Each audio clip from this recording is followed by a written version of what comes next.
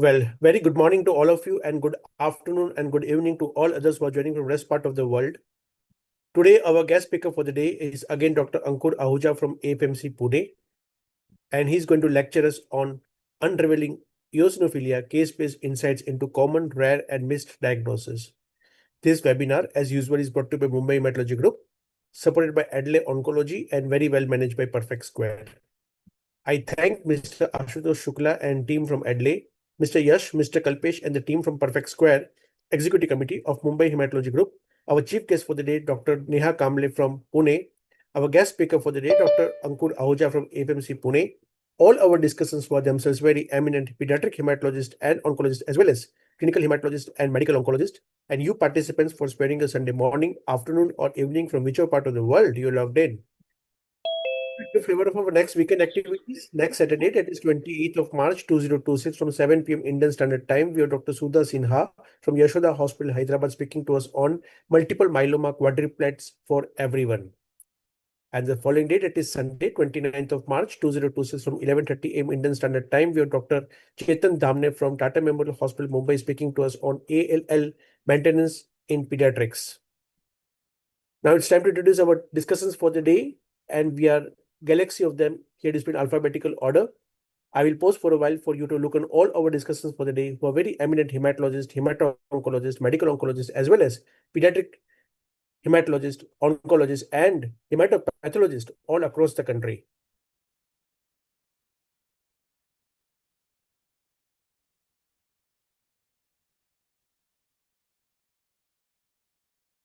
Some more over here.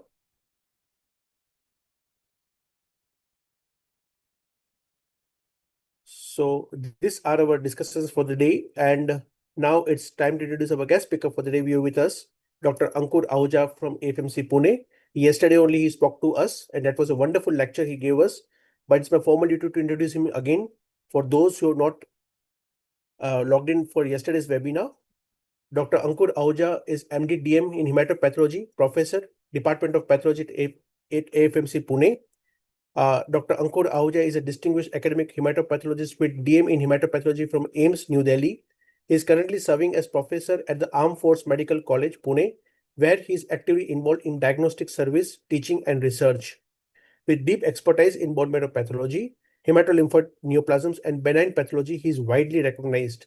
He has authored 96 peer-reviewed research publications in both national and international journals and has contributed 13 chapters to standard textbooks of pathology and hematology. He is an accomplished poet and has received 3 awards for excellence in poetry writing, reflecting a blend of science and the humanities. In recognition of his professional dedication and clinical excellence, he has been awarded 3 commendations for distinguished services as a doctor. He is also a sought-after speaker, moderator, and mentor in academic forums. Today, he is with us again, and he's going to lecture us on unraveling eosinophilia, case-based insights into common, rare, and missed diagnosis.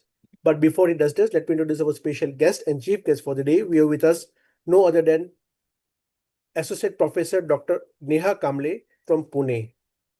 Dr. Neha Kamble is MD, FIDH, PhD scholar, unit in charge, and assistant professor, Department of Pathology at Dr. D.Y. Patil Medical College Hospital and Research Center, Pune.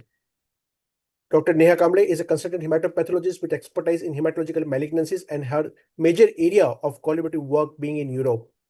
In India, she is working as unit in charge and assistant professor, Department of Pathology at Dr. D.Y. Patil Medical College Hospital and Research Center, Pune. She is working as a research team member in stem cell unit at Sanakin Scientific Biotech, Germany. Her major areas of expertise are hematological malignancies, optical genome mapping, bone marrow and microenvironment studies, CAR T-cell immunotherapy research, and biobanking. She did her fellowship in diagnostic hematology, followed by specialization in experimental hematology from Barcelona, Spain. She is also trained in flow cytometry from Josep Carreras Leukemia Research Institute, Barcelona, Spain, and in immunotherapy and CAR T-cell unit from Hospital Clinic, Barcelona, Spain. She has an integral role in setting up meniscal tissue biobank for the novel meniscal transplant project in India in collaboration with Quirón Hospital, Barcelona, Spain. She is the founding director of Ciencias Global Healthcare Private Limited India, through which she helps place hematologists in Asia, Pacific, and neighboring countries for fellowship opportunities in Europe in various subspecialties of hematology through academic collaborations with university hospitals.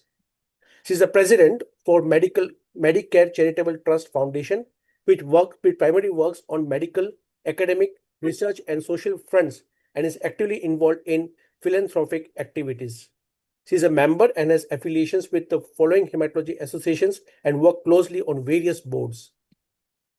She is sounding board member for guideline formulation for NHS hospitals, British Society for Hematology BSH UK, British Society of Hematology BSH London, Royal College of Pathologists RCPath London, European Association of Hematology EHA Netherlands, and European Association of Hematopathologists, that is EAHP Netherlands.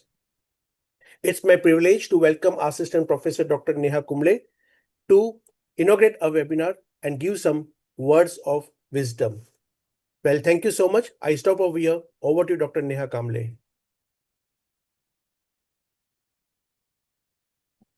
Hello, good morning, good afternoon, and good evening to everybody present around. Am I audible? Yes, you are very much audible. Please go ahead. A very big congratulations to the team, and it is an absolute honor to be invited as a chief guest to this wonderful initiative by Mumbai Hematology Group.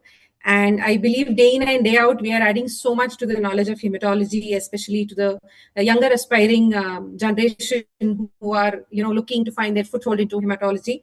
And I believe hematology, which was a decade before, is quite different than what it is right now. It is changing on a day-to-day basis. I would urge to all the younger hematologists to maybe, take risks, find new mentors, try to collaborate.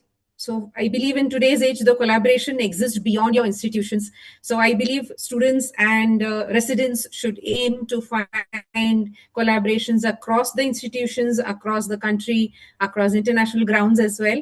And I believe MHG is doing a great job with these kind of webinars that we have, the kind of motivation all of these students have. And I believe hematology extends right from the bone marrow microenvironment to the immunotherapy, to the CAR T cells, to the drug developments that we are doing. So there's a whole lot of area to explore in hematology. And I believe it should be an informed decision, and students should take that risk, try to explore themselves to all of the avenues that are there, and then choose what they exactly want to go ahead with. With this, I would like to thank you for this kind opportunity, and over to you, over to the speaker, and I look forward to hearing from Dr. Ankur. Thank you, Dr. Neha Kamble. Wonderful words of wisdom. And thank you for accepting our invitation as a chief guest for the day. Thank you so much. It's my honor. Thank you so much. Thanks a lot. And now, Dr. Ankur Ahuja, please go ahead. Good afternoon, Dr. Neha. Good afternoon, sir, again. Thank you.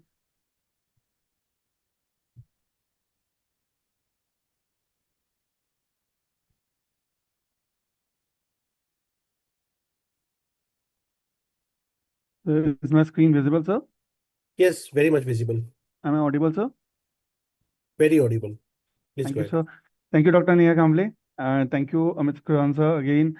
Very well said, Dr. Neha. Hematology has definitely taken a very, very large leap, and I'm sure we all will contribute and make it to the best. Once again, thank you, Dr. Sir Amit, Dr. M.B. Agrawal, sir, in the entire team of the Mumbai Hematology Group to invite me for some series of lecture. While Dr. M.B. Agrawal, sir, sent the mail to me, he asked me, actually it was such a great honor. So I told him any three topics, and the incidentally he said all three topics are good. So you might actually I gave these three topics because they were very close to my heart. The yesterday topic regarding the pancytopenia, the HLH child, I can't forget. I was very, very attached to that child. And in this case also, I had some kind of a memory. So I'll share that memory subsequently also. So my topic is unraveling eosinophilia. Eosinophilia is actually not a diagnosis, not it's a clue to many disease that, and like every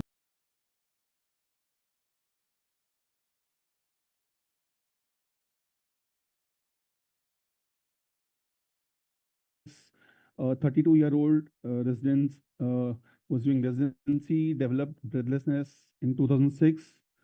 A frequent runner, no significant history, no other complaints. Evaluated to have a peripheral blood eosinophilia with absolute eosinophil count of 1920 with chest X-ray showing right pleural effusion. The pleural fluid showed eosinophils, no malignant cells, no otherwise atypical cells. However, occasional charcut-laden cell bodies were seen. All possible workup was done at the time, including the lung and pleural biopsy. The molecular facilities were not available. No results except eosinophils on rise. Chest tube daily on an average 800 milliliter fluid was there. All possible treatment, including the antihelminthics, DC course was given. Was looked upon.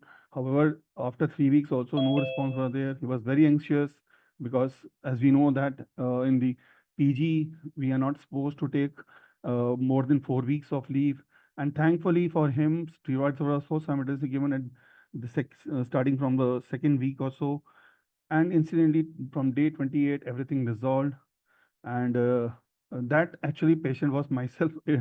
So this topic, eosinophils, was very very close to me. I was very curious from my MD days to know about it, and at that time it was idiopathic hypereosinophilia. Until now, I didn't know what actually has happened to me at that time. So, what's the in the name eosinophils? We know that in the mythology, Eos was described as having rosy fingers, wearing an orange-red cloak, representing the bright pink and red hues. And so are the eosinophils. They are rosy pink or orange-red. And what does that eosin mean? They are eosin loving. Basically, we know that the eosin have a major basic protein and which is alkaline in nature. So this eosinophil basically stays pink in color.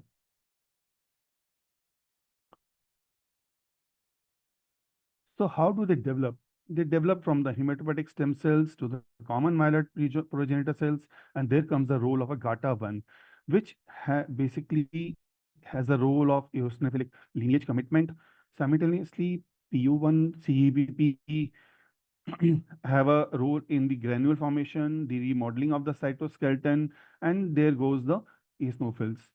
Now, one important in someone asked, because we also know in therapeutics, every drug, if it is against the eosinophils, it is against the interleukin 5.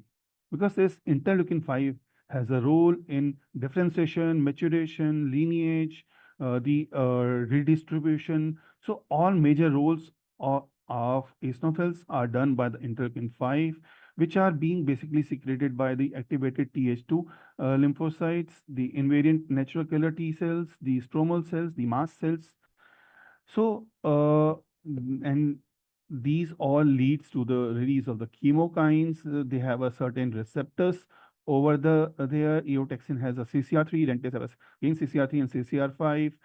So they go to the preferential tissues. So these preferential tissues are and the eosinophils are there normally also, like thymus, spleen, lymph nodes, GIT, especially distal to the esophagus, lungs, uterus.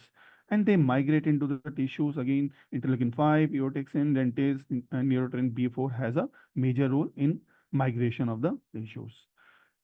So what happens in allergy or infections? Basically, in both of them, whenever there is a stimulation is there, are being carried out by the active APC cells. These APC cells are basically releases the T4 T helper cells. There is a T helper 2 cell differentiation, and these T helper 2 cell differentiation helps in release of interleukin 4, which actually causes mast cell activation. Interleukin 5, again, the eosinophils, the interleukin 13, the granule formation, increased granule formation in the eosinophils. So all these related to the eosinophils. However, in it's a basically eosinophil is a double-edged sword, which is protective in parasitic infections, but very much pathogenic in allergic disease. So in one way, it is killing the parasites through these mechanism, and in other way, in the allergy, it is actually definitely harming our own tissues. So these GATA1, stem cell factor, interleukin 33, interleukin 5. So now we can say these interleukin 5 when released, they have their own receptors again. So they are basically they having a vicious cycle is there. These interleukin 5 is increasing the secretion of the eosinophils. So, and these are the basically ultra structure of a eosinophils, which has besides the normal organelles like in mitochondria, there are primary and secondary granules. So besides they have a lot of chemokines, they have FC receptors like any other cells have the MMSC class 2 receptors also. They have a chemokine receptors which interleukin 3 CR3 is also there, NTS is also there. So they have adhesion receptors like any neutrophils, especially the CD11B, CD16, CD47, 48, CD101. And there is again, like any neutrophils, they have a lot of enzymatic activity. Like in neutrophil, it is netosis. So in eosinophils, or whatever the chromatin fragmentase is there, they get extracellular traps are being released. The galactin 10, which forms the charket-laden crystals, is also a major processing protein, and they are also get released. And when they accumulate, they form the charket-laden crystals. So we have a eosin peroxide, major basic protein, eosin cationic protein. So a lot of things are there in the eosinophils, which are actually helping in both health and disease. So these are the charket-laden crystals, which are 10 to 50 micrometer long. They are classical dipyramidal in shape, two pyramid joint base to base, distinct or purplish with a trichome, and best seen in the wet films or refrigerator eosinophilic rich specimen, especially the sputum, the stool, the tissues. They are consisted of galactin 10, actually, which assembles them into the insoluble crystals during degranulations. Some of the studies have that said that they are found in reactive conditions and which may help us in differentiating from the neoplasms. So now coming to the terminology. Eosinophils, we have two terminologies, eosinophilia, hypereosinophilia. So we know that eosinophils are if we say in the absolute eosinophil count, so they are less than 500. So the eosinophilia is when the count is absolute eosinophil is more than 500 in peripheral blood, or 3 to 6%. The mild eosinophilia when it is 500 to 1499, the moderate more than 1500 to up to 5000, and severe eosinophilia more than 5000. So this severe eosinophilia is hypereosinophilia. So one more thing I'm mentioning, it in the absolute eosinophil count for the residents here. Uh, this is the ideal way of mentioning the eosinophils rather than the percentage, because suppose if the patient is having a pancytopenia, and or the if suppose in the similar cases, if patient is having a 3 or 4% eosinophils, will mention that eosinophils are just 3 to 4%, but if the count is very high, 30,000, 40,000, then the absolute eosinophil count is very high, and these are the absolute eosinophils count which basically harms. So we don't go with the notion that you have the this percentage is enough for that. So there is one other term is tissue hypereosinophilia. So there are regarding the tissue hypereosinophilia, there are varied guidelines are there. However, commonly they are being defined as more than one of the following: the bone marrow eosinophils more than 20% of all nucleated cells. In stomach, the cutoff is more than 30%. However, in most of them, the cutoff is 20%. Many a times what happens, the eosinophils comes, damage, and goes off.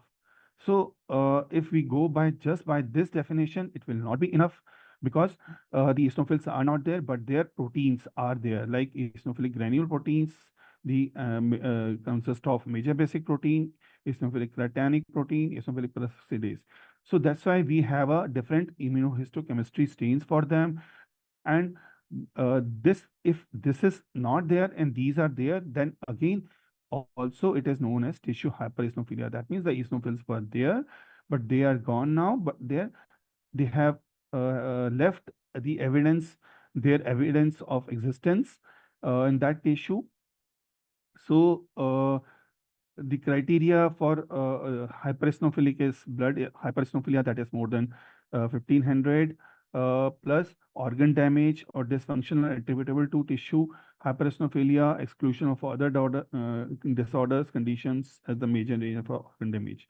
In cases of CML, or AML, hypereosinophilia is defined as absolute eosinophil count of more than 1500 and more than 10% eosinophils in peripheral blood for both for more than 2 weeks, as per the International Cooperative Working Group on Eosinophilic Disorders. So the etiology is allergic disorders. Commonly, we all know what the predominantly pathophysiology is behind is type 1 hypersensitivity, which is causing release of interleukin-5. Various infections are there, the parasitic infections, most of the helminths are there, the ectoparasites, the protozoans, the fungal, the viral, especially the HIV virus. And so these have to be kept in mind while dealing with the cases of eosinophilia. And what happens basically in all these infections, there is a T helper 2 immune responses there, releasing the interleukin 4, 5, 13, leading to eosinophilia, and the release of IgE, leading to mast cell activation. The generally infections have a moderate eosinophilia, but infections like strongyloids may have a very hypereosinophilia also. There are certain immunological disorders, though not common, which includes immunodeficiency, DOC8 deficiency, hyper IgE syndrome, Omenn syndrome, autoimmune idiopathic disorders like inflammatory bowel disease, IgG4 disease, sarcoidosis, eosinophilic disorders, idiopathic hypereosinophilic syndrome, eosinophilic granulomatous with polyangiitis, eosinophilic gastrointestinal disorders. There are various drugs are there. The pathophysiology behind the eosinophilia is type 1, which includes penicillin, cephalosporin, type 4, which include most of the antibiotics, allopurinol, carbamazepine. And if you just see, there is a long list. And they are the common antibiotics I have mentioned. Most of the drugs I have not mentioned. These are the common drugs which I have mentioned, and they generally comes with some kind of a manifestation also, like aspirin may manifest as a asthma, nasal polyps, NSAIDs as a gastroenterocolitis, interstitial nephritis, pulmonary infiltrates, and so on. So they have some or other characteristic symptoms, characteristic syndrome are there, which is associated, and these are the group of drugs like vancomycin, carbamazepine, allopurinol, phenobarbital, so phenytoin. So these are common drugs which may manifest as a DRESS, which is basically nothing, a drug reaction with the eosinophilic and systematic symptoms. And, and instantly, if someone asks how much time it takes to get the drug off effect, it is actually definitely more than 10 days. It may takes weeks also. So if we have stopped the drugs, still eosinophils are there. We can't say that it's not because of any drugs. There are miscellaneous causes, including cholesterol emboli, hypoadrenalism, cortisol. We know that suppresses eosinophils, so its deficiency definitely will lead to eosinophilia, interleukin 2 therapy, radiation. There are some malignant disorders, mostly clonal, except the Hodgkin's lymphoma, the ALCL, the T and BCL neoplasms, the lymphocytic variant of HES, solid neoplasm, where the eosinophilia is due to reactive. Otherwise, mostly it is clonal. And one should keep in mind in frequency, that is VAF, to consider a variant to be potentially pathogenic in a clonal eosinophilia is more than 2%, that is 3%. So they are characterized into the myelin or lymphoid neoplasm with eosinophilia and defining gene rearrangement, ML and EO. So there are a lot of, we know that PDGFR alpha is the most common, predominantly seen in the males, and followed by PDGFR beta, fibroblast growth factor receptor 1, the PCM1 JAK2, formerly called, now it is called as a JAK2, and STAT5B, FLT3, ABL1 rearrangement, and other tyrosine gene kinase. So these are the clonal disorders. Myeloid, we term it as a myeloid lymphoid neoplasm with eosinophilia. There are certain AML are there with version 16, translocation 1616, which leads to the eosinophilia. or the next one 2, that is translocation 821, can also lead to the eosinophilia. There are certain familial eosinophilia which have a germline JAK1 gene variants, which is also malignant. So, in the CML and can also lead to the eosinophilia. Besides, there are systemic mastocytosis, chronic eosinophilic leukemia not otherwise specified, which includes a lot of these genes mutations and arrangements are there, and it is also defined as not only in its presence also, but hypereosinophilia confirmed after another 4 weeks. The blast less than 20%. In the bone marrow or in the peripheral blood, it is more than 2%.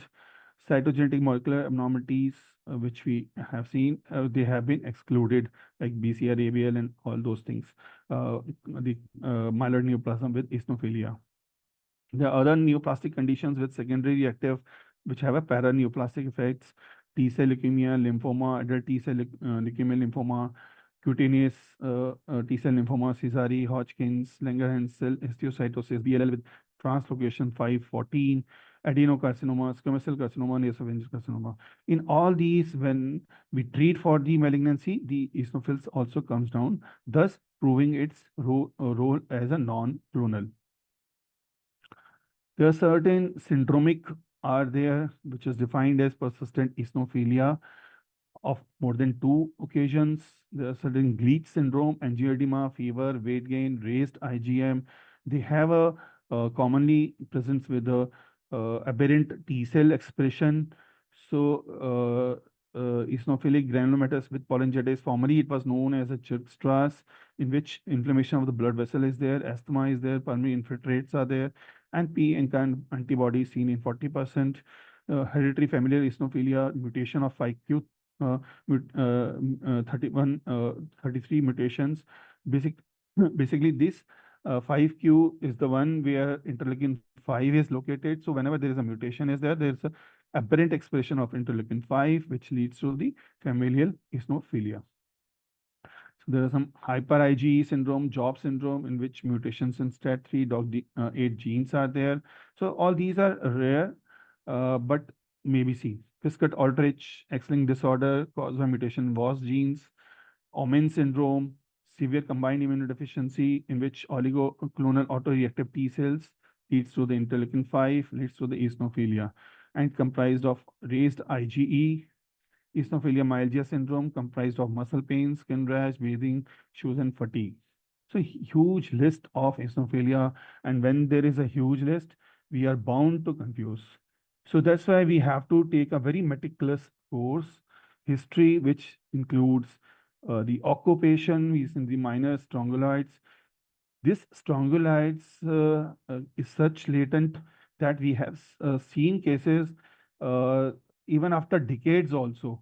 When there is exposure of strongyloids a decade back, it can manifest after a decade also as eosinophilia.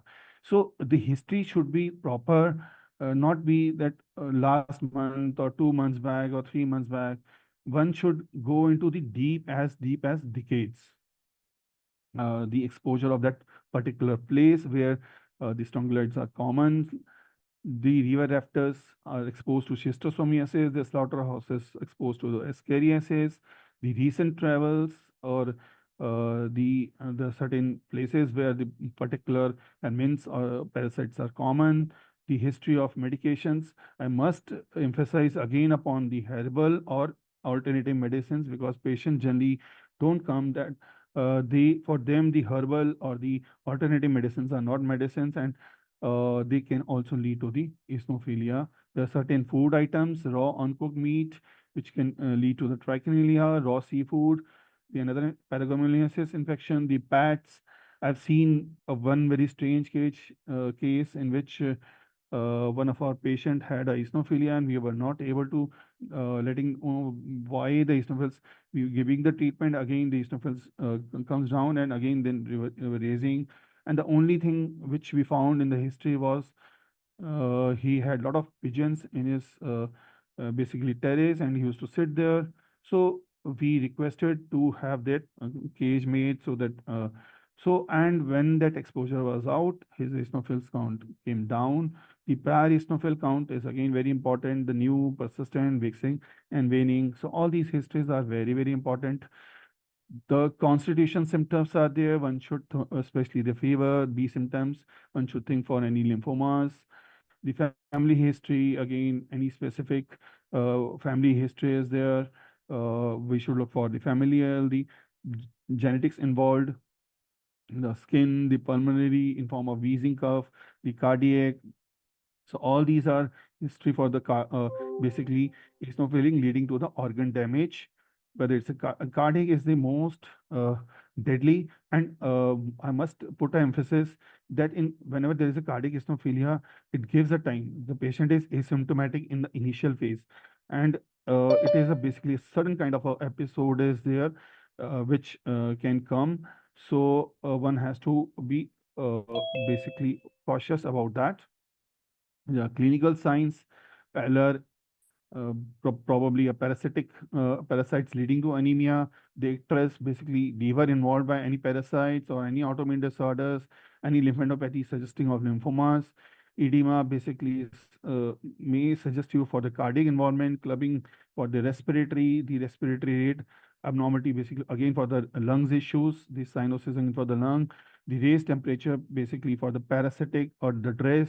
The dress have a lot of skin rashes are there, and if the skin lesions are there, dress, drug rushes, lymphoma, parasitic infections, respiratory, we have long list, and asthma, Loeffler's pneumonia, in which strongyloids infection has been parasitized and it leads to the Loeffler's pneumonia, allergic bronchopulmonary aspergillosis, cardiovascular, abdominal, hepatosplenomegaly, tenderness, liver. So we have a lot of systemic examination tool before we go into the diagnostic aspects. Severity assessment is through the absolute eosinophil count, the cardiac symptoms, neurological, the respiratory, the drug reaction, the immunocompromised host, basically have a risk of strongyloids and hyperinfection, the thrombosis may suggest the MPN, the multi-organ failure. So coming to the diagnostic, the etiological first, the we have to now we have proven that eosinophils are there. Then we have to find out the etiology of that. Must rule out any drugs, allergen, or history of asthma, any nasal polyps. So complete ACs for the severity, the cytopenia can be seen in infections, autoimmune disorders, marrow infiltration by neoplasms, blast, again the leukemia MDS, the basophilia is there, will suggest about CML, and similarly the platelet count if are raised also suggests the CML, or the other various ambient disorders, the abnormal eosinophils, dysbiosis, blast, though are I'll just discuss the later on the reactive and abnormal eosinophils also.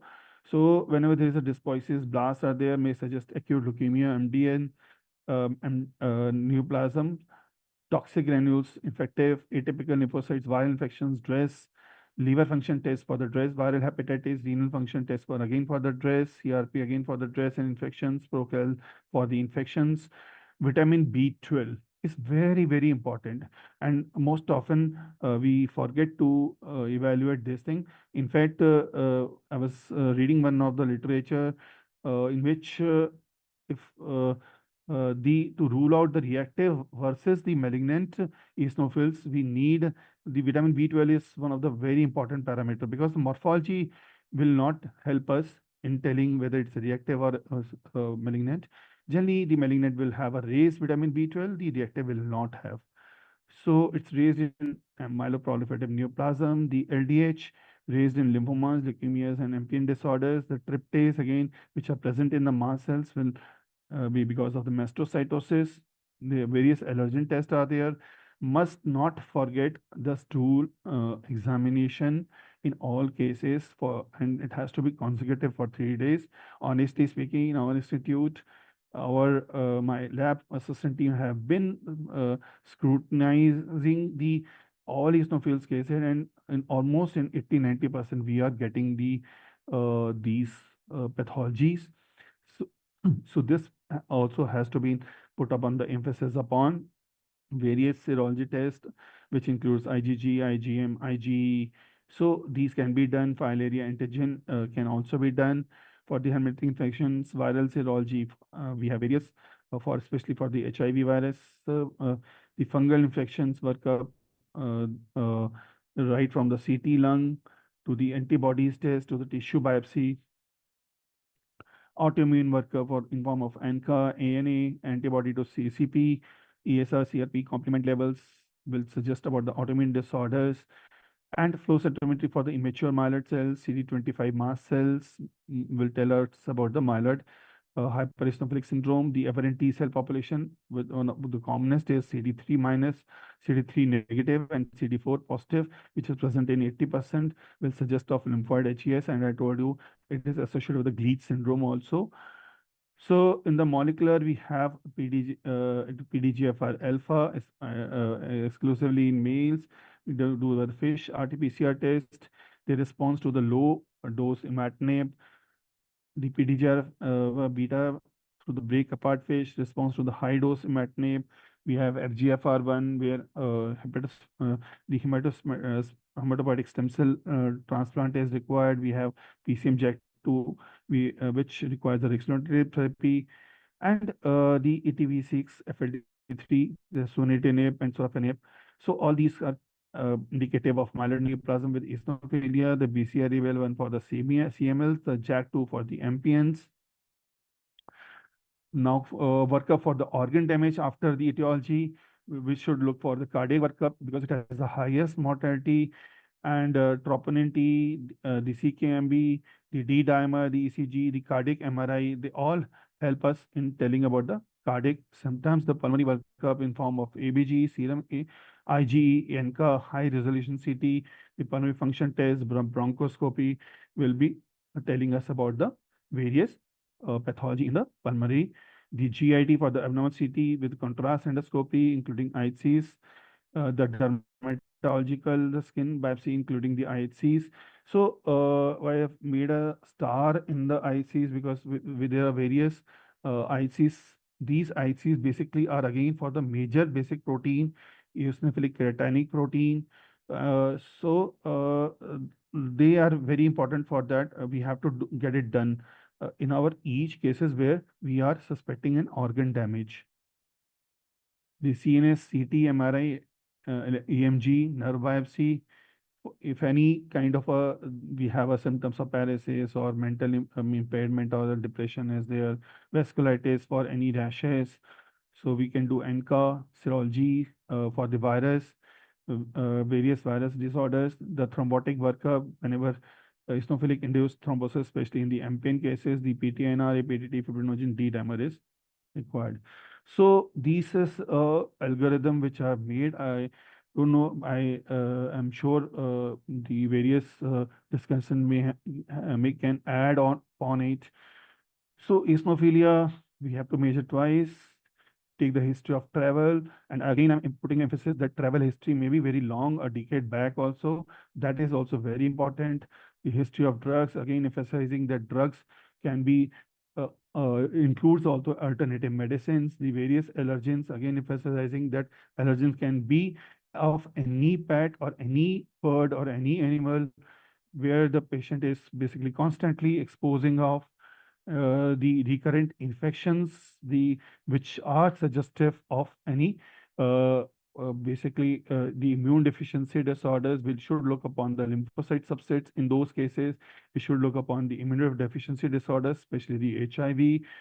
One must rule out the family history also, which will tell us about the various familial disorders, the various clonal disorders. Besides eosinophils, which has been counting the absolute eosinophil count, we should look for the platelet morphology also, because if we have a microplatelet, we may be dealing with a viscous Aldrich, or if we are having a giant platelets or thrombocytosis, we may be dealing with a CML cases. In one of the cases in CML, where the basophil count was just 1%, we had a eosinophils, we had a lot of platelet counts, and we were, despite of the fact that eosinophils was just 1% and there was no significant left shift also, we got the BCR-ABL done. It came out to be positive. So when those parameters are also very important, we should look for the vitamin B12, the LFT, RFT, ECO, PFT. Again, these later ones are for the organ damage. So if there is organ involvement, we look for upon the previous tables we have already discussed about the organ involvement. If there is no, we should get the stool test, the serology for the parasites, because this is the commonest cause, and unfortunately is most underestimated cause. So one should get the specimen done thrice to rule out whether any parasites or helminths are there or not. We should rule out any others again. Relook the history for any drugs, food, allergens, and if there, we treat accordingly. And if it is not there, then only we have to go to the bone marrow, which shows more. And in bone marrow, if or in peripheral blood, if we are getting dysbiosis, we are getting blast, we are getting some kind of a megakaryocyte abnormality, we should think for the any myeloid neoplasm, lymphoma, mastocytosis. However, if it is not there and there is only increased eosinophils and precursors only, we should get the cytogenetics done, which includes BCR-ABL, the PDGFR alpha, B, FGFR1, the JAK2 mutations, and chronic eosinophilia. A lot of mutations are there. Secondary mutations, the clonal cytogenetic abnormalities are there. And if still no clonal abnormality is there, everything has been ruled out. Must be reactive eosinophilia or idiopathic hypereosinophilia. One should also do flow cytometry before labeling the patient as a reactive or idiopathic, to see for the abnormal T cell phenotypes, to look for to diagnose the LHES, that is lymphocytic HES, the abnormal CD25 mast cells. We should do for the tryptase and the KIT 816 baline alterations to see for the mastocytosis. So these are the molecular workups, RT-PCR in bone marrow or peripheral blood, gold standard for cryptic PDGFR alpha rearrangement, because these PDGFR, it's a interstitial mutation is there, so it is a cryptic one. So high sensitivity. It's a the RT-PCR has a high sensitivity, rapid. Cryptic deletions are diagnosed, quantitative, cost effective. However, the disadvantage is that it's a fusion specific. We can't see the novel partners. There's a risk of RNA degradation. The false negativities are there in the low burden.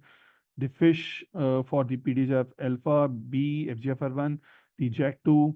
It detects any partner, works on the tissues also. It has a visual confirmation. Sensitivity is very good.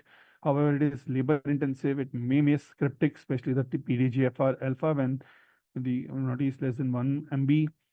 Costly panels are there, no fusion sequences are there. Karyotyping can be done for PDGFR-B, FGFR1, detects genome-wide structural abnormalities. It has a low resolution, misses cryptic PDGFR alpha. The culture risk of culture failure is there. It is slow growth. NGS can detect all fusions, mutations, you name it, and it detects all novel fusions also. Detects variants of unknown significance, high throughput, sensitivity is very good. However, very expensive, not available everywhere. Complex interpretation, bioinformatics, the problem of the quality of RNA degradation, the turnaround time is also 7 to 21 days. Whole exome sequencing for the rare genetic mutations, again, very expensive. Research settings, the digital droplet, again, has a very high sensitivity, but limited targets are there. Quantitative PCR, again, target specific is there. So the diagnostic panel relies solely on the percentage of the eosinophils instead of a AEC count. Rely upon this, don't basically diagnostic pitfalls. Sometimes we rely upon the single values, the inadequate clinical history, and the failure to repeat the stool examination. One thing I have forgot to mention here is we should rule out any corticosteroid exposure, because the corticosteroids are common in our country, given in by all RMPs also. So if that exposure is there, we may not get a true absolute eosinophil count. Similarly, if the patient is running with a fever or the eosinophils counts are tend to be low. So there is a misinterpretation in PBS, which I've noticed in my residents also. Whenever there is abnormal eosinophils, that is eosinophils having large basophil granules, they are misinterpreted as a basophils. However, the background of the cytoplasm will help us in confirming us that these are the eosinophils only. Sometimes the dysbiotic eosinophils are so hypergranular that they are misdiagnosed as neutrophils. So we have to have a close watch upon the morphology aspects also. Many times the assessment of the organ involvement is failed and hence leads to the problem or incomplete histopathology evaluation, failure to quantify the total eosinophil count in the tissues, and normally histology reported as a chronic gastritis instead of chronic eosinophilic gastritis or so. False negative molecular testing because of RNA degradation and a lot of other causes, overlooking, not doing the flow cytometry or overlooking the T lymphocyte driven eosinophilia, confusing mastocytosis with the primary eosinophilic disorders. Mastocytosis generally presents with the eosinophilia. However, bone marrow examination along with the immunophenotyping is required in such case. We have to have a CD25 or positive mast cells, and CD2 as such are already there. The other diagnostic pitfalls, failure to look into the other lines, parameters, where examination failed to notice dysbiosis, failed to notice the platelets morphology, failed to scan the slide for filariasis, ignoring elevated B12 tryptase, ignoring to do the immunoglobulin test, the autoimmune disorders test, the cardiac workup for cardiac organ damage. So after this, we'll just go through some cases. A 2-year-old male who presented with a fever of unknown origin for last 3 weeks, reduced responses, recurrent infection for last 2 months. Had a basically anemia with a eosinophilia count of moderate in quantity and platelets 67,000. The patient had some kind of abscesses also, so we got the coagulation screen also done, which came out to be normal. The biochemistry profile was within normal limit. The bulk blood pressure didn't show any growth. This is a CBC report, and you can see the eosinophil counts are 31.3%, which amount to 2200 of absolute eosinophil count. The platelet counts are low. However, one should not forget this parameter also, the MPV. The we saw very in the peripheral blood smear lot of micro. These are the normal platelets, and we saw the platelet counts which were actually very difficult to see in the high power. Also, we have to go to the there's the oil basically 100x image. So there were very micro platelets were there which were confirmed with the previous CBC also, in which the MPV came out to be 4, 3 in that range. So we diagnosed, we thought it of a viscid outrage, and which was confirmed by the NGS also. So the final diagnosis was given viscid outrage. So what appeared as routine counts revealed a reality, reminding us that vigilance transformed data into the diagnosis. So why the eosinophilia? Because in the viscid outrage, we have a defective Treg function, and these defective Treg function leads to the interleukin 4, 5, 13 increased, leads to eosinophilia. They have an actin defect also, cytoskeletal defect. So that's why if eosinophils fails to chemostasis for the phagocytosis, and there is a accumulation in the peripheral blood. And similarly, this impaired actin defect also leads to the defect in the thrombopoiesis, thus leading to the microplatelets. There is a IgE dysregulation, leads to the increased IgE, increase leads to the eosinophils. The tissue infiltration, eczema plus GI eosinophils despite of peripheral increased ASE. So many times you may not get that much amount of absolute eosinophil count, but still the patient is having a GI symptoms, eczema. One must think of the tissue eosinophilia. The reduced VAS protein in viscid outrage leads to the defective megakaryocyte spodosome formation, thus leading to the defective platelet budding. And this platelet budding have the tendency to evade the splenic clearance, and thus leads to the thrombocytopenia. The megakaryocyte hypoplasia is there also in the viscid outrage, leading to the thrombocytopenia. So in the lab, microthrombocytopenia is a hallmark. Absolute eosinophil count are raised. normal IgA, but increased IgE. The bone marrow generally almost not done in, we have not done in this case also, but if is done, we will see the megakaryocytic hypoplasia, reactive eosinophilia, and no blast. But the story didn't actually end here. We planned for the allogenic hematopoietic stem cell haploidentical transplant for this patient. The donor was father because the sibling didn't match. So even the father matched 5/10. So we procedure, the all the preparation, all the every protocol was followed in this patient. And on the day 21st, we saw some patient had a seizure, the fever, and the CT scan was immediately done, which revealed hypo-intense lesions involving frontal, temporal, parietal lobes. So patient subsequently died. We couldn't able to diagnose at that time. We requested the father to we want to know the case because the platelets were improving, the counts were improving, the patient was improving clinically also.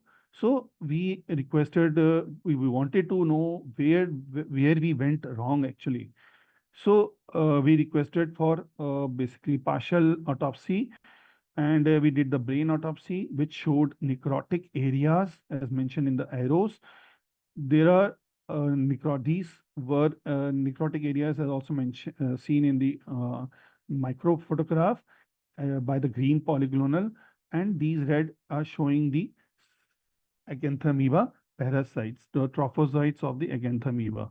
So that was came out to be, and especially on the perivascular area, they were predominant.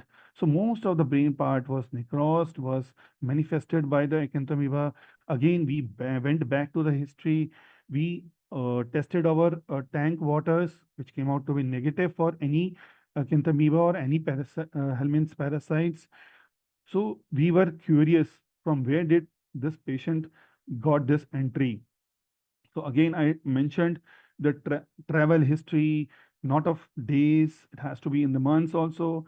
Um, a month or more than month back, patient told us that he went to uh, particular river for a sacred bath before the treatment, and probably he must have exposed through the nasal these Acanthamoeba, because as such otherwise no history, no otherwise family was involved in that, and in this immunodeficient state that Acanthamoeba must have manifested the entire brain and became the brain eating amoeba. So that was a learning case for us. Uh, Going to the another case, case 2. 15-year-old girl presented with complaints of mass per abdomen, loss of appetite for last 2 weeks. Otherwise, no significant history, not personal, no family. General examination was also within normal limits. The per abdomen showed a globular abdominal pelvic mass, firm in consistency, mobile, well-defined margins, no secondary changes over the skin. So the ultrasound revealed two well-defined solid masses, largest measuring 20 by 15 centimeter, extending from pelvis to supraumbilical region. Simultaneously, there was some mild pleural effusion was also there.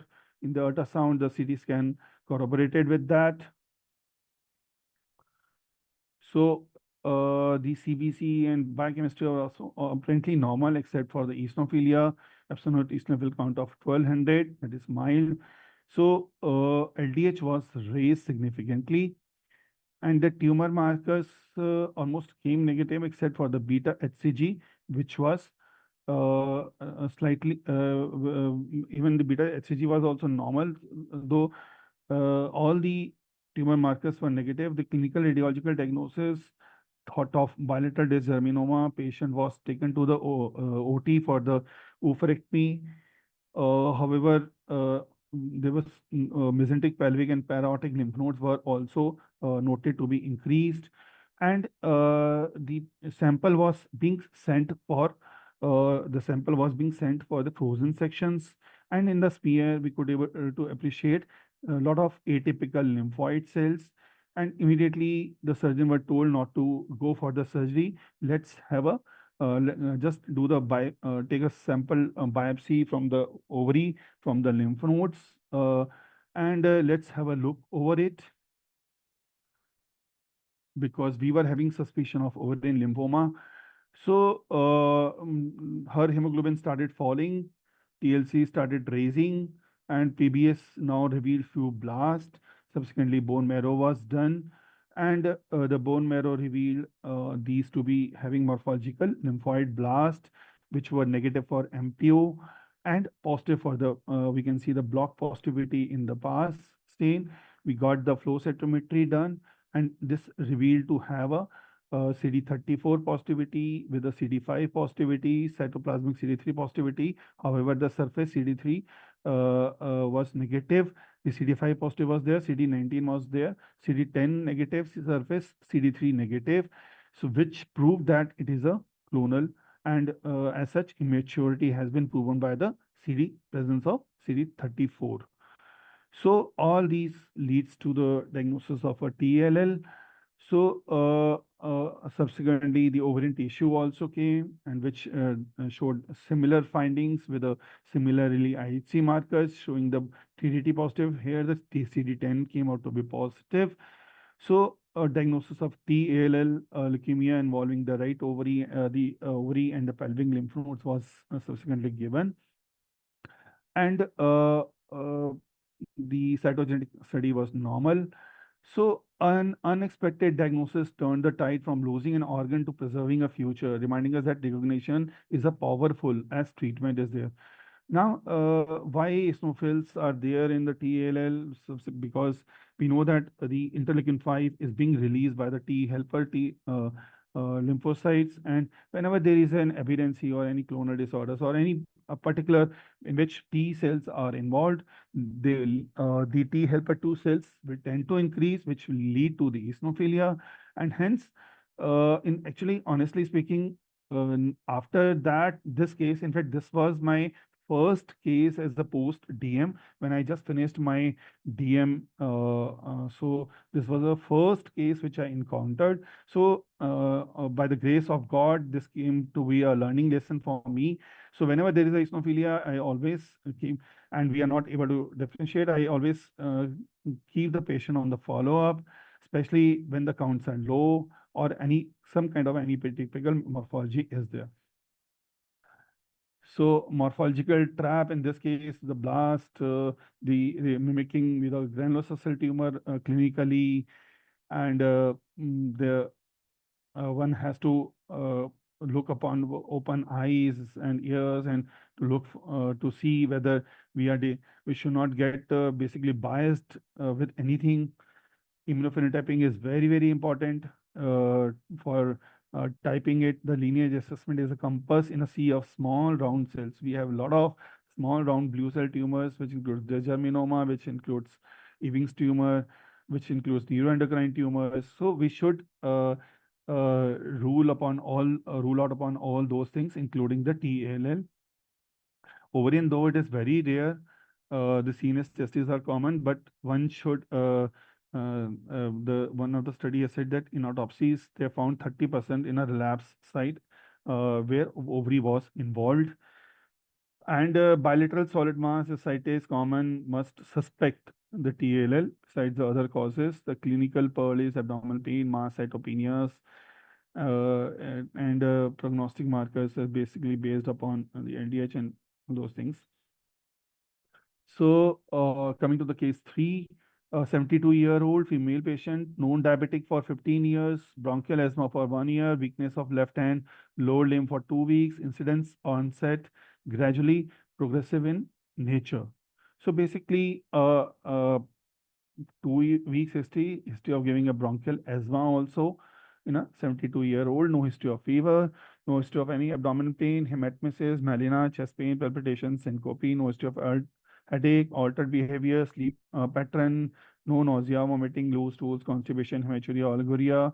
In fact, no significant exacerbation of the asthma also in this case. Vitals were all okay. Pallor was there. The per abdomen showed soft, non-tender hepatosplenomegaly, the non-tender, no hepatosplenomegaly, and the viral markers were negative. The stool examination was negative. The WBC count was raised.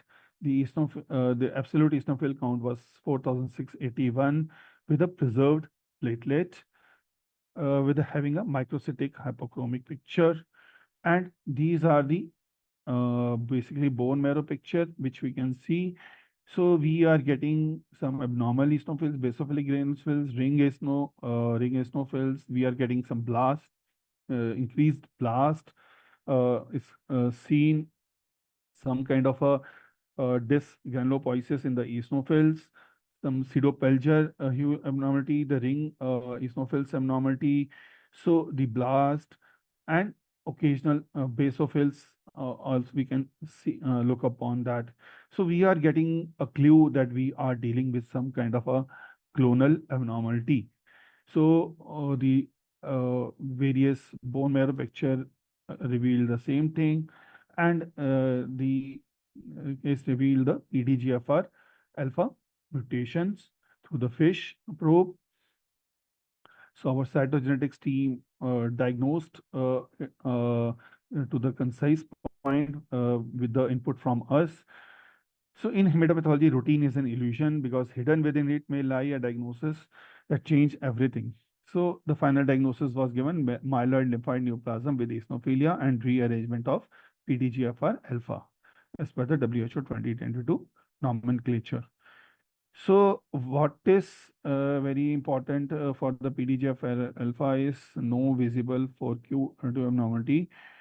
So normal karyotype, interstitial, the NGS fish is essential. Don't miss as a reactive eosinophilia. Morphology, mastocytosis like hypogranular eosinophils, spindle mast cells, the eosinophil segregates, and typical mast cells are there. The immunophenotype can help us to rule out the differentiation between the mastocytosis because the eosinophils are negative for 25, 117, 30, while in mastocytosis they are 25 positive, 117 positive. The flow fish is confirmatory in those cases. The clinical trap in this case, we have a lady, though generally it is said that the PDGFR alpha is common in the males. However, in our case, it was a clinical trap. However, it's not that ladies can't be involved. Definitely, the ratio is 9:1. And why? Because that why to differentiate? Because the treatment is totally different, and it has a very low in a low dose imatinib. We can take out the patient from the symptoms and signs. So coming to the case 4, a 54-year-old came to an emergency with history of fever and for last 3 weeks, generalized fatigue and weakness for last 5 months, early satiety, abscesses, skin bleed. So basically history is for 3 to 5 months with a massive splenomegaly, hematoma over the left thigh, and patient again showed an absolute eosinophil count of 651, which is basically mild, and other parameters were okay. And we could see a lot of basophils, the some eosinophils and eosinophils precursor abnormal basophilic eosinophils are there. So which came out to be fish 922 positive. So is that all? Is just a CML case? No. So I actually give total contribute to my resident Dr. Garima, who actually screened the basically PBS, and she only told me, sir, we are getting a blast in a case and microfilariae and the sitting in the tail. And hats off to her. She could able to appreciate it. She used that policy of putting a low scanner, and she could able to appreciate this microfilaria also. So in hematology, the tail of the smear is not the end; it is often the beginning of the diagnosis. So that again, that was a learning to me, to all of us. That tail is as equally important as the body is. So this came out to be Bashir Bancrofty on the basis of the morphology. So these are the common differentiation. So the take-home message is common always, which includes parasitic So we should look upon the stool examination, very importantly, the travel history, the allergens, the all kind of allergen exposure has to be, detailed to be asked upon. Drugs, whether it is in history of travel or any food intake or any particular new thing, new clothing, any new on thing is there. The We should look upon the charcoal-laden crystals in the sputum. Then, if everything is ruled out, we should look for the PDGFR alpha mutations also, the BCR-ABL mutation. We should work, and especially if there is a lady, we should always think of autoimmune disorder also, and work up for the autoimmune disorders.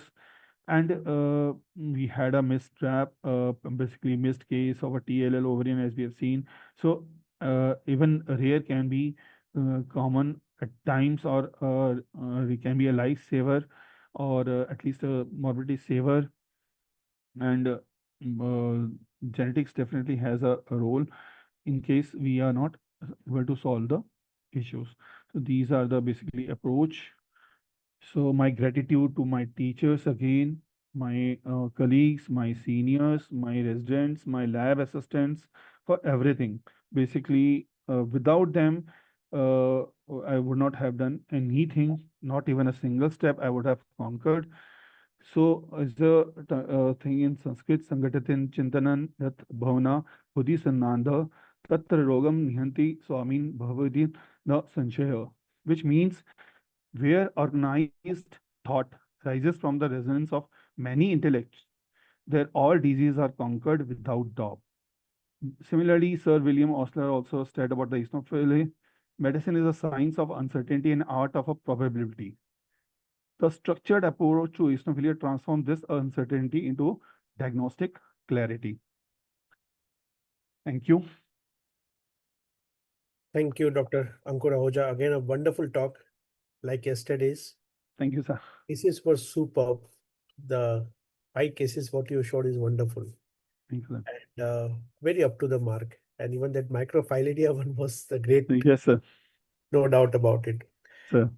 Thank you so much. And now I request all our discussants to please put the hand raise sign so we can start a question session with Dr. Ankur Ahuja. Yes, we have first Dr. Gopinathan. Good afternoon, sir. Thanks for that excellent lecture. I mean, I think you covered in detail about all the etiology of eosinophilia. So I had one Thank you. boy recently, adolescent boy, 23-year-old. He came to me basically with some bone pains, and clinically he just had some mild to moderate hepatosplenomegaly. Absolute eosinophil count were in the range of 5,000 to 6,000 AEC. When I did a bone marrow showed dysplasia and some eosinophil precursors. So this was the only marrow finding. But the common eosinophilic panels, both the fish as well as myeloid NGS, all have come out to be negative. Negative. Yeah. So in such cases where the marrow is showing dysplasia, not much of increased blast, but when we get full negative panels on both fish and myeloid NGS panel as well, what things can be commonly missed? But this is a guy who was completely worked up for autoimmune, parasitic, eosinophilic, all the other etiologies were negative. ANA, ANCA panels, the other even he did receive a course of deworming also. But despite that, he continued to have eosinophilia, and he was also symptomatic. He had some typical bone pains, back pains. So I believe you must have done the NGS also and all those things. NGS also, the entire spectrum has been done. Yes, the myeloid NGS I have done. I have done only the myeloid NGS Okay. panel. Have you looked upon the flow cytometry T cell population also? Flow cytometry, because since we didn't get any abnormal population, I mean abnormal looking blast in the peripheral marrow aspirate, we couldn't proceed for flow basically. Okay.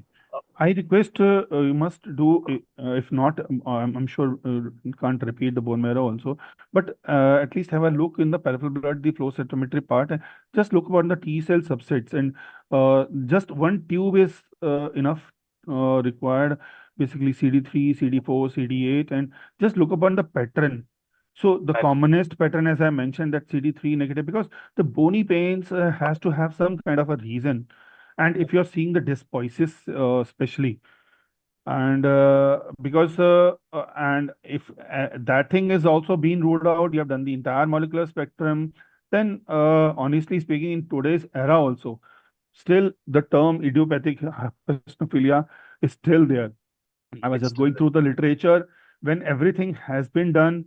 In my flow chart also I mentioned it, and everything molecular, everything flow chart, I mean everything has been done. You have taken the detailed history, the recent and the past history, and still you have ruled out everything and no answer is being given. Then you can't help it. You just keep the patient on flow or follow process, but do the flow cytometry also. I just request and just let me know. I'm also curious to know. Thank you, Dr. Sure. Gopi. It's a very, very lovely case you have mentioned. Thanks a lot.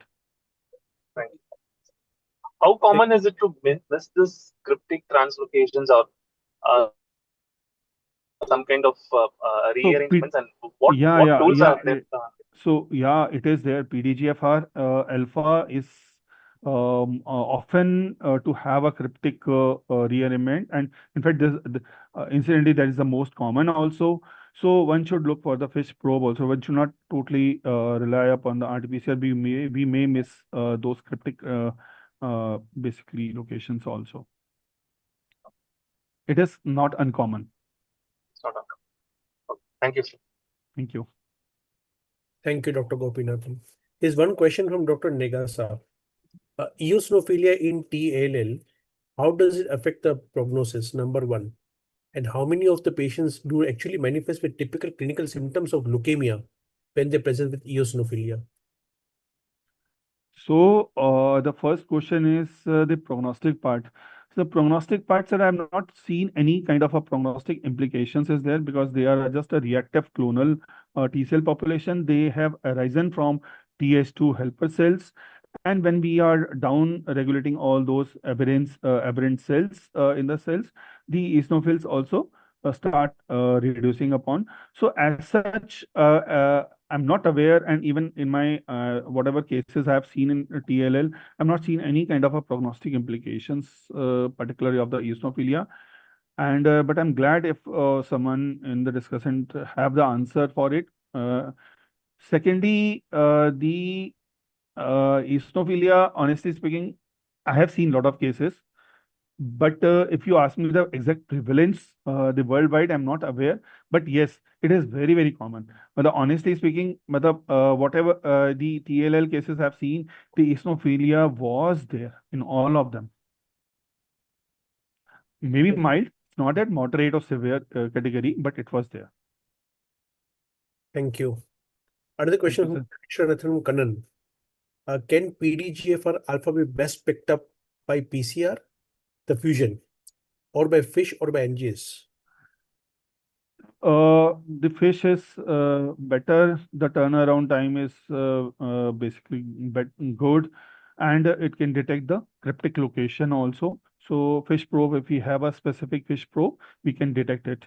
In RT-PCR, we may miss it.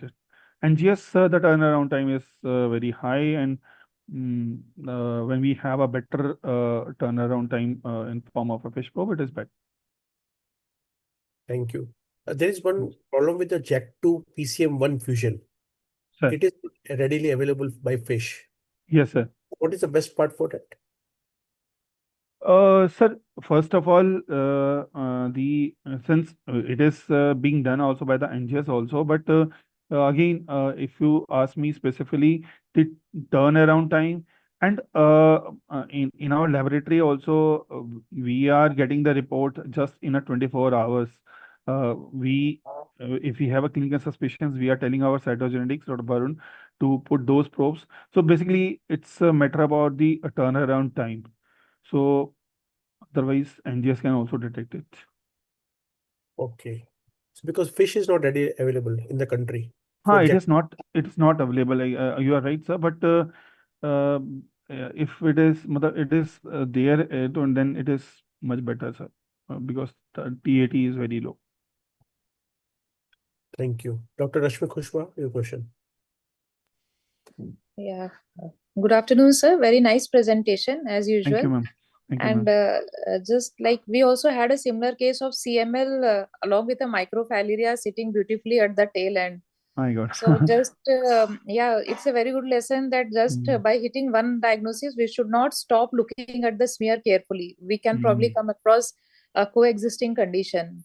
And sir, the question is that suppose the patient is having a dual condition, like patient is having asthma or any autoimmune disorder leading to eosinophilia, then are there any red flags which prompt us to think about the other clonal causes of eosinophilia rather than the reactive causes in such cases?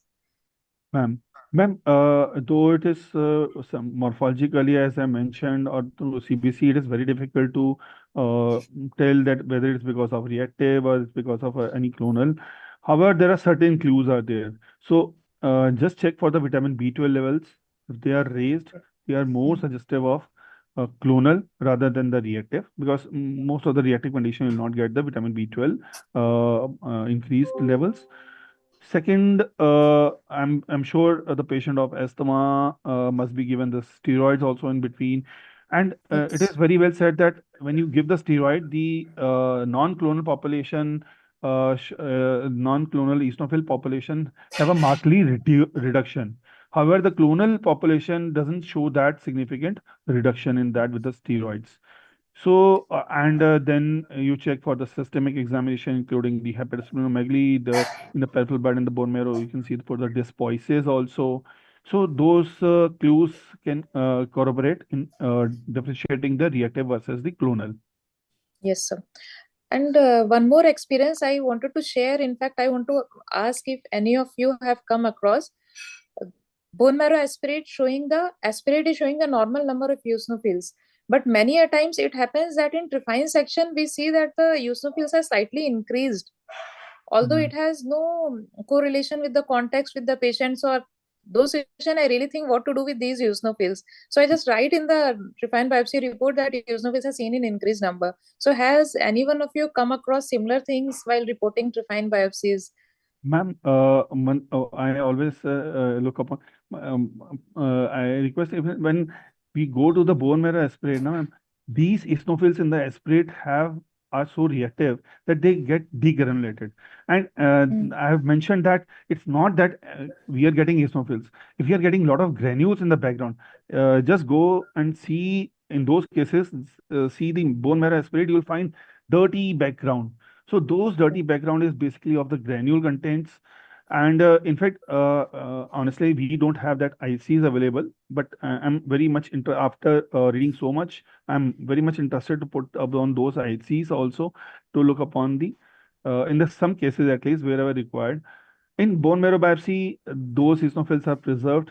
So probably you are Okay. you're having an opinion that they are increased in biopsy, but not increased in the aspirate. In aspirate, Aspirate. they must have degranulated. So Degranulate. those granules you can are the evidence that they were present.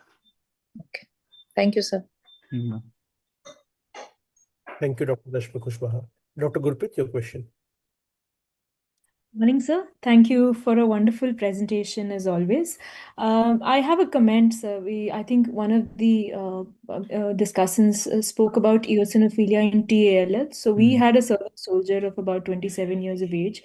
He was working in a stable, presented with peripheral eosinophilia. We did the bone marrow, and bone marrow also showed eosinophils of about 32-33%, no dysbiosis, no increase in blasts in the marrow. And there was lymphadenopathy along with that, and he had mild symptoms of cough and just some low grade rashes. I mean, there was no fever, but there was rash. So we were thinking of a benign condition only, but when the lymph node was biopsied, and this patient at that time got a referral to Tata, TMH, he was sent here, and then they found TDT positive cells in the lymph node.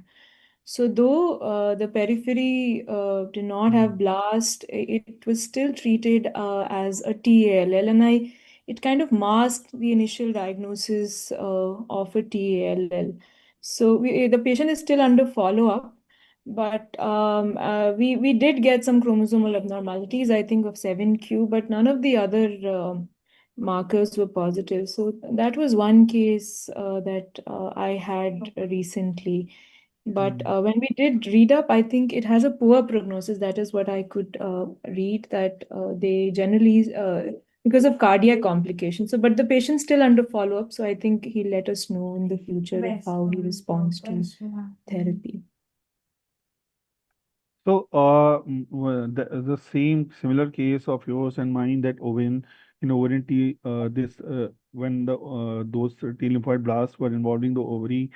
So in the peripheral blood, I don't know for what reason the manifestation may be delayed, or we are looking just for the early manifestations. So eosinophils are one of the indicators for those cases. Yes, eosinophils carry a poor prognosis in those cases where the hypereosinophilia is there. But if there is mild, and because they are reactive, so they respond very well to the steroids and before manifesting to the any organ involvement. So, thank you, sir. Thank you. Thank you. I've got some few questions for you. Sir. Regarding the fourth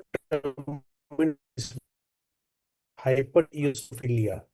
Sir, Another sorry. is hypereosinophilic syndrome. There was a voice gap, sir. Sorry. Now is yes, sir.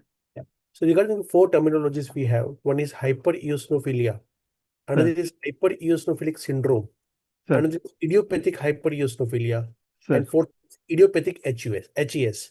Sir. So how would you differentiate this for what are actual definitions for this? When will you call hypereosinophilia? When call idiopathic hypereosinophilia? Then idiopathic HES and idiopathic HE. Sir. So basically, the definition, sir, the blood hypereosinophilia is when the absolute count is more than 1500, and for more than 4 weeks, and for more than 2 weeks. Then hypereosinophilic syndrome is when it is involving any organ, or any organ damage is there in form of any tissue eosinophils, or the components of the eosinophils like major basic protein, eosinophilic creatine protein, or eosinophilic peroxidase. So idiopathic we generally use for those terms when we have done all the workup. All workup has been exhausted, and we are still not able to find the cause of eosinophilia. So if you ask me, sir, the cause of those kind of eosinophilia, there are some familial syndromes in which these patients remain asymptomatic. So if you screen about in the entire family, I have seen one case only. So the entire family is having eosinophilia, and the cause is the entire workup is done. So particular kind of some familial disorder is there. So, and syndrome is when the organ involvement is there. Eosinophilia is when the organ involvement is not there, sir. Thank you. Another question is, you showed a wonderful case of that CML with parasitic involvement, microfilaria. Sir. Is there any clue where we can suspect, because when the pathologist can miss or hematologist can miss that thing, any clue that this can be a parasitic cause of eosinophilia also? Yes, sir. Sir, in this case, we had a eosinophilia, though CML can also have a eosinophilia. And honestly speaking, sir, it came at night. My duty resident, Dr. Garima, as I mentioned, she is at RML Lucknow only. So when she looked upon, because my only teaching was that please do the scanning, whatever, irrespective of whatever, because patient may not give any clue or so. This patient had when we go into the retrospective, so this patient had a bilateral leg swelling also, sir. So that was a clinical clue, which was probably at that time, obviously, in the emergency, the medical officer on duty may not have noticed also. So the eosinophils, it's very difficult to differentiate the reactive eosinophils from the clonal eosinophils or the eosinophils from the CML also. My only suggestion is that, sir, to look upon the tails, because as such, the eosinophils count may raise. And in a treated CML cases, generally, sir, what we have found is lymphocytosis rather than eosinophilia. So this was a treated case only. So instead of getting lymphocytosis in a treated case, we are getting eosinophilia. So that is basically a clue that either some kind of a drug allergy is there or some kind of a parasite is roaming upon. So is there any cutoff for eosinophil count? Because after this, there is something else. For example, chronic myeloid leukemia, we have 15% eosinophil, that is common, 15-18%. Yes, sir. Yes, If sir. it is 30-40% eosinophil, then we need to look out something else. Because any cutoff? No, sir, as such, no cutoff is there to see whether it is, if it is going beyond that cutoff, we should rule out CML. In CML, sir, even in mastocytosis case, I have seen also, sir. Perfect. We sometimes encounter cases like IgE profoundly elevated, but Sir, stool examinations are absolutely normal, no other sir, cause. So what to call this type of cases with eosinophilia is eosinophilia, Ig damn high, stool negative. sir. Sir, basically, if IgE is raised, then it must have some kind of a reason behind it to get it raised. And if not in the peripheral blood, we may look upon the tissues also. We may do the stool examination for the Charcot-Leyden crystal also. Besides the helminths and all those things, actual if we are getting those kind of a scenario, we have to do the detailed workup before labeling it as a idiopathic, sir. Thank you. Induced eosinophilia. We get lots of couple of cases now. Sir, And most important is the question about DRESS syndrome. So when to yes, sir. suspect, when to diagnose DRESS, how to diagnose DRESS. Hmm. Sir, basically, the dress is definitely one of the critical emergency when we are having a eosinophilia. So definitely we should keep in mind of taking the history of all the drugs exposure. And if we are getting a sudden onset of rashes, or sometimes the incubation period is long also. So those history of drug is always have to kept in mind. As such, I am not aware, if any discussion is aware, there is no as such specific test for diagnosing the dress. It's only through the history and the typical the rashes, the clinical picture, where we can uh, take on have a diagnosis of the dress, sir. Thank you. You mentioned Yes. about EGPA, that is eosinophilic granulomatosis with polyangiitis. Polyangiitis. When do you Yes, sir. suspect that? Sir, basically, if we are having some kind of a pulmonary infiltrates, we are getting a chest X-ray findings. The bronchial vasculature is increased in the chest X-ray. We are getting the eosinophilia, and there is no as such basically not clear cut. It's because of the asthma, bronchial asthma or so, and we are finding the raised IgE. So we should look upon the tissue biopsy, or for those things also we should look upon the sputum also for Charcot-Leyden crystals. So and as the name suggests, it is a vasculitis, infiltrated to the vessels. So we have to look upon those vessels also. So chest X-ray is very helpful, especially when the patient is a non-asthmatic, sir. Thank you. Do you do tryptase level for every patient who come with hypereosinophilia, frontline investigation? Sir, whenever a case of eosinophils comes to us, so first thing we always do is to look upon the morphology, to look upon the various parameters, the platelets, the stool, or examination done thrice as per the protocol, consequently thrice times, and definitely, uh, before that, we have to take on the entire spectrum of the history, the clinic, the travel history, the food allergen history, the drug history. So, and then if we are getting some kind of a clonal population is there or so, or we are getting some kind of a dysbiosis or any kind of a blast or atypical cells are there, we are getting the flow cytometry done, and we are getting the fish probe for the PDGFR alpha also and PDGFR beta also, sir, done now lab. Thank you. Yes. There's one question from Dr. Hitha B. MPN with eosinophilia, Sir. PDGF alpha mutated. on imatinib, how do you monitor the mutation? What is the endpoint to stop imatinib? Sir, honestly speaking, I don't have any idea about this thing. But if any, Dr. Neha or Dr. Gurpreet, if anyone has an idea, because I'm not sure that when to stop the imatinib in those cases or molecular monitoring, sir. In fact, Dr. Amit, sir, we want to take your opinion upon that.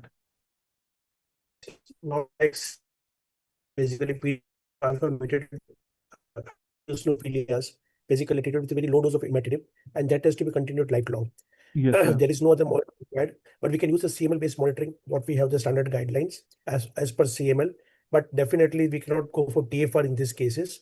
We have to go for lifelong because there is no suggested Lifelong. as of now. Yes, sir. Yes, sir. Another question from Dr. Hitha B. What is the Indian experience with JAK2 PCM1 mutation, positive MPN with eosinophilia? And do we give ruxolitinib for the same?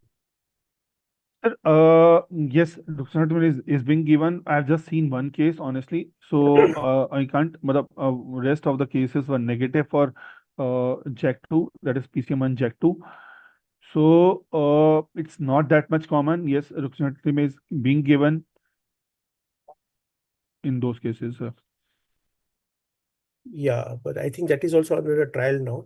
Trial no. It's a trial no. It's not FDA approved. It's not FDA approved also. True. Another question from Dr. Hitha B. Chronic eosinophilic leukemia, not transplant eligible. NGS shows DNMT3A mutation, TET2 positive. What should be the best treatment? Treatment, I'm not aware, sir. I may take your. So I think for chronic eosinophilic leukemia, per se, if the patient is not eligible for transplant, then the only way is you have to give the patient on cytoreductive therapies like hydroxyurea. Hydroxyurea. That is the only way out, basically. Depending on the mutations, what we all have, we can Yes, add on. sir. Add upon But the targeted. If the targets are not showing, like DNMT3 mutation is there, TET2 mutation positive, that's all. Yes, So sir. only the treatment would be the hydroxyurea cytoreductive therapy. Yes, sir. There is no other treatment as of now. Hmm. Dr. Vishnu Prasad has a question. 42-year-old lady with seropositive rheumatoid arthritis on long-term leflunomide. There is no recent drug changes. Now have been shown to have severe eosinophilia. Patient presented with nausea and vomiting, chronic on and off skin rash, no asthma, no sinusitis, no neuropathy, no systemic vasculitic features. AEC has peaked to 16,300, which is persistent. Otherwise, the counts are normal. Mild transaminitis of AST of 46 and ALT of 42. Elevated LDH of 351. Troponins are negative. Renal function test normal. Skin biopsy reveals leukocytoclastic vasculitis with eosinophilia. Workup so far reveals ANCA negative, IgE normal, tryptase normal, stool negative, parasites negative, bone marrow aspiration morphology only eosinophilia. Flow cytometry does not show any abnormal lymphoid population. PIP1 alpha L1 PDGFR mutation also negative. Molecular panel shows ASXL1 positive, CBL positive, CBL positive, SEPA mutation positive. ASXL1 is a WAF of 46, CBL is a WAF of 48, SEPA is a WAF of 51, and SETBP1 has a WAF of 46% mutations. Would you consider this more in keeping with the terms of clonal eosinophilia or evolving myeloid neoplasm versus the reactive or drug-related cause? So any additional urgent workup required for this condition, or to go directly with cytoreductive approach, what would you recommend? Sir, there is some kind of a tissue damage is there in the form of a raised LDH, but though it's not that much raised, but skin they have done in the entire workup is there, and already a known case of a rheumatoid arthritis, and otherwise, sir, drugs are very, very dicey components, because as such, if you ask me, the incubation period, the how much time it will take to raise the eosinophils, or how much time it will take the eosinophils to settle down, is it's a very, very difficult question, rather, but a difficult question to answer also in the literature also. So I'm not sure whether the particular drug is causing that thing. The molecular in molecular, you have said, sir, PDGFR alpha negative. X, however, XL1, uh, so this comes in the category of chronic eosinophilic, because there are some SXL1 is positive, CBL is positive, SEPA is positive, and the eosinophils. However, blasts are there, sir, in the but they are not there, no? they are not there. Blast are not there. Blasts are not there. So So the thing is, they are positive for SIBL, ASXL1, SEPA, and SETBP1. I think besides the cytoreduction, these patients definitely needs a very close follow-up to see for the peripheral blood smear, to look for the blast, and because if you are getting some kind of a molecular mutations out there, and still normal peripheral smear in bone marrow, and in future may have a chances to develop those clonal, those blast cells also. True. I think the mutations, what has been marked as ASXL1, SIBL, SEPA, SETBP1 are all the markers for chronic myeloproliferative neoplasms. Yes, sir. They're positive for those actually. And if Uh, we must watch for this because eosinophilia with a myeloproliferative neoplasm intent. So I intent. think therapy is way forward and look closely and close monitor for the same. Yes, sir. The correct approach for the same. Uh, Uh, Another question from Dr. Hitha B. We had T cell ALL with eosinophilia and Loeffler's myocarditis and severe LV dysfunction, who died 2 months after induction due to cardiac failure. Though bone marrow was in remission. Any similar kind of experience anybody has for the same? mm, I don't have such kind of experience, but I'm sure the other discussants must be definitely. Dr. But this Any has a cardiac toxicity. uh, yes. Dr. Neha, do you know any of the experience? Loeffler, No, of course, I do not have experience for this particular. yeah, because once eosinophils you enter your endocardium, it's a bad prognosis. Mm. Jams up your myocardium. Once it is involved and LV dysfunction occurs, I think it's a gone case. So that can be the reason is eosinophilic entering into the endocardium. Another question is from Dr. Hitha B. Apart from the stool examination, peripheral smear, what all serology we do need to do for parasitic infections? For strongyloidosis, they do duodenal aspirate also. So other than stool and peripheral smear, any other investigation required to rule out parasitic cause? So, sir, we can do IgG for various parasitology tests also, and duodenal aspirates, if possible, can be done. Strongyloids, again, I'm putting an emphasis frequently that the incubation period, the travel history may be of a long, prolonged decades also. So one must look upon. So IgG, IgM for particular specific antihelminths, which in the history, if we are getting some kind of a clue, can be taken. We can give the ivermectin. If the response is good, it confirms our finding. True. Thank you. Dr. Hemina Desai wants to know more details about how to diagnose and how do you treat chronic eosinophilic leukemia. So chronic eosinophilic leukemia as a diagnostic criteria, we have a percentage. Sir, but the WHO 2022 diagnostic criteria is persistent eosinophilic. That is absolute eosinophil count of more than 1500 is there on more than 2 occasions for more than 4 weeks, or more than 10% with a more than 10% of eosinophils are there. They must be having some kind of a clonality evidences in form of any clonal mutations. So we should exclude the BCR-ABL.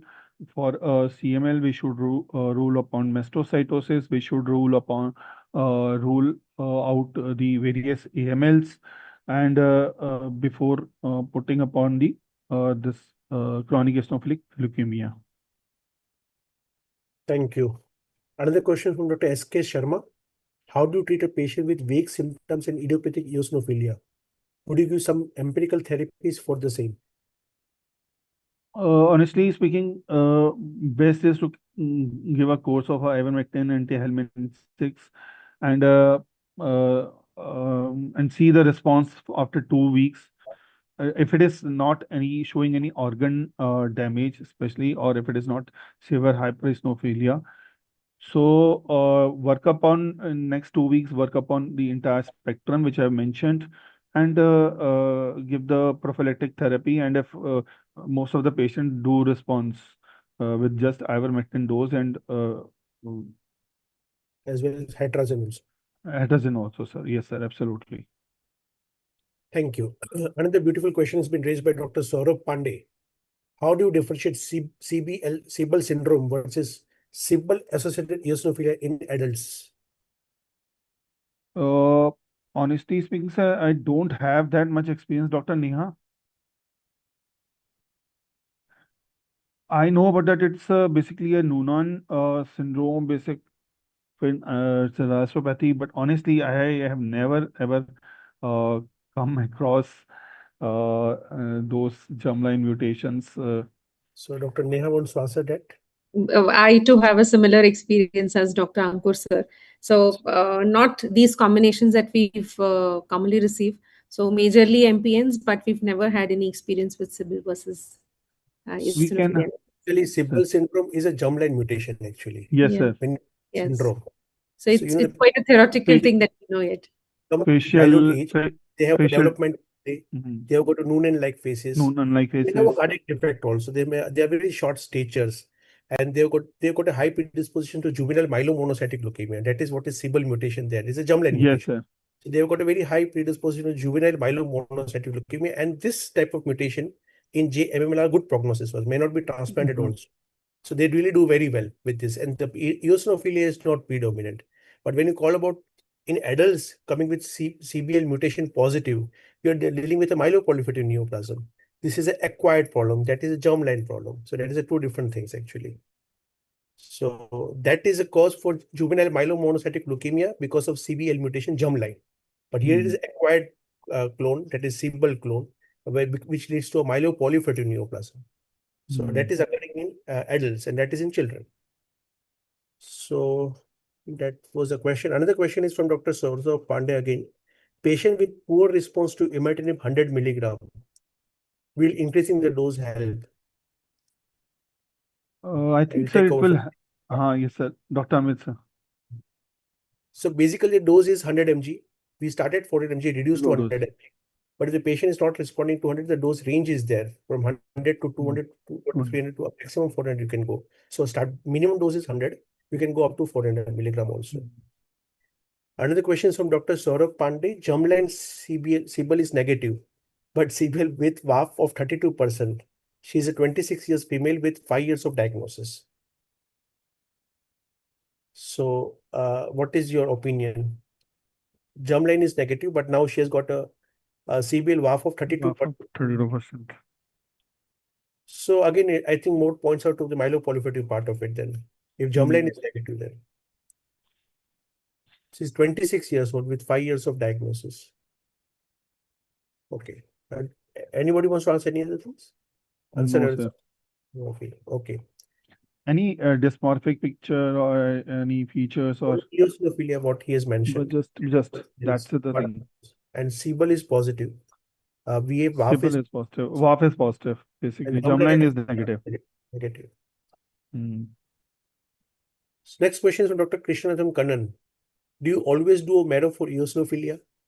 What is, yeah, that's all. No, sir. So, marrow is not always required. Marrow only just when we have ruled out all the entire spectrum of history is we have taken out. Honestly speaking, uh, if we go into the respiratory ward, you'll find a lot of eosinophilia cases, and none of the cases would have been worked for the bone marrow. And if we go to the hematology ward, all the cases of eosinophilia would have been worked for the bone marrow. But however, I'm sure in the hematology ward, if the patient has reached to the hematology ward, so that means all the workup for the GIT, all the workup for the stool examination and the respiratory, and everything has been worked up for the reactive eosinophilia. And if we are not getting any clue, then definitely bone marrow is required, and or especially when we are having a suspicion of any leukemic processes there, whether it's a chronic myeloproliferative neoplasm, the CML, the acute myeloid leukemia is there. So if we are getting some kind of evidence, only then we need to have a bone marrow. Otherwise, bone marrow will not help that much. Thank you. The last question is from the residents actually, and they told me to ask you regarding the combinations part. So if the patient has got eosinophilia with cardiac symptoms, what will suspect? Eosinophilia with cardiac symptoms. So eosinophilia with the cardiac symptoms are definitely now whether this eosinophils are contributing to the cardiac symptoms or not, or any. We had a one very particular case. We lost that case, and also basically so technically a worm is there which has manifested in the cardiac muscle, or the viral myocarditis was there. So that viral myocarditis led to the eosinophilia. So otherwise, if we go by the reverse, that eosinophilia leading to the cardiac symptoms are very common. And in the initial phase, definitely cardiac symptoms are not there, but in those cases, serum troponin level are the earliest one to arise. The echo findings are the ones which will let us know. The cardiac MRI will help us in those cases. Thank you. Another combination we have is eosinophilia with neuropathies. So what you will suspect and what you will. So it's not like mononeuritis multiplex, or the even with the simplest the vitamin B12 deficiency megaloblastic anemia due to fish tapeworm, again that worm is leading to the eosinophilia, and it's leading to the neuropathies. So that or any autoimmune disorders can lead to the eosinophilia as well as neuropathy, sir. Thank you. Third combination we asked is eosinophilia plus rash plus fever. So first thing should be dress. We have to rule out. Then we should look for the cutaneous T-cell lymphomas. We should do the skin biopsies. We should look for the bullous pemphigoid, which are the common causes of eosinophilia, as well as the rashes and all those things, sir. Thank you. And the last is combination is eosinophilia with splenomegaly. So that list is very long. So right from infective to the chronic myeloproliferative neoplasm, to the CMLs, to the acute myeloid leukemia, even to the CMPDs or CLPDs also. So actually that list is actually very long. True. So I think all the malignancies needs to be ruled out if you're present with Yes, sir. Yes, sir. clue. Fantastic. So I think there are no more questions in the chat box, and I finished all the questions there. And any discussions want to ask any other question? Dr. Neha Kamble wants to ask any question, want to comment, advise, anything? Yeah, I'm really glad Dr. Rashmi ma'am asked about the question that you are not seeing many eosinophils on the aspirate, and then suddenly your biopsy is quite full of eosinophils. So we quite commonly encounter this, but we also have one advantage that we always prepare touch imprints for all the biopsies. So the Yes. moment whenever we are seeing aspirate and we are seeing this kind of discordant that aspirate smears are not showing anything and then imprint is suddenly showing a different picture, so we usually hold on to the aspirate report. So whatever is there is communicated verbally. So provisional diagnosis is given, but yes, we do wait for the biopsy. So it's a very good clue. If we are having imprints along with the aspirate, we can actually predict that we are going to have a discordant picture in the biopsy. But I'm really glad she picked it up, because this is a major problem, common problem that I believe all of us face. And a very good suggestion from Dr. Ankur sir as well, that the background would show a lot of granules, would show a lot of a dirty picture, that you feel there's something. A lot of times leishmaniasis is what we thought, seeing that Yes, kind of picture. better. But then surprisingly, it wasn't that. But yes, these are the few things that if you are seeing this kind of dirty picture and you're suspecting probably maybe some leishmaniasis or some parasitic infection, always have a look at the imprint, which will give you a better picture. So the differentials that we give, we usually mention that the differentials are done on imprints, because that would give you a better idea about the actual eosinophil load onto the aspirate. But I'm really glad ma'am came up with that question, and a lovely presentation right from the start to the end. Almost everything is being covered. I got to know a lot of experience from the questions as well. So thank you very much, Dr. Ankur, for this Thank you, lovely ma'am. presentation. Thank And I you. believe everybody must have learned a lot. I have learned a lot. And thank you I so myself. much. Yes, we all learned a lot. Yes, So, sir. yeah, thank you so much for a Thank you, wonderful, sir. wonderful talk. Today's for amazing talks, Thank you, sir. wonderful discussion, and wonderful, wonderful question associations. And Thank I you, sir. thank all our discussants joining over here and all the audiences who participated today. I'll meet you next week, Saturday, Sunday. Thank you so much. Thank you, ma'am. Thank you Thank for you, the sir. wonderful talk. Thank you, ma'am. Thank you. Bye, ma'am. Thank you, Dr. Neha. Yeah. Thank you, Bye. ma'am. Bye, ma'am. Thank you so much. Bye-bye. Thank you for Bye. having me. Thank Bye. you.